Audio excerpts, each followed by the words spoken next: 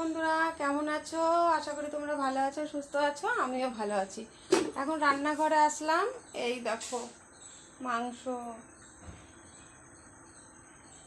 এই খাবো এখন ভাত, বাসি মাংস আর ভাত। আর কিছু রান্না আজকে করিনি।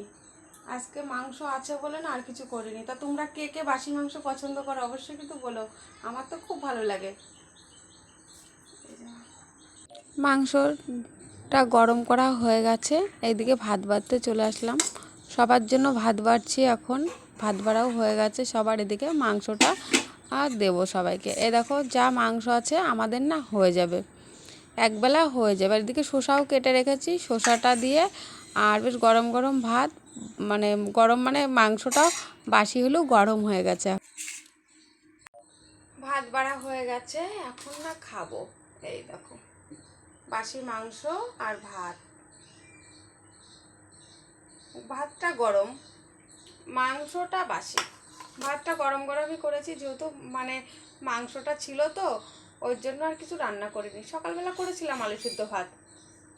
তাহলে চলো খেয়ে নিই, খাওয়া দাওয়া করে নিই। তোমাদের সবাইকে টাটা।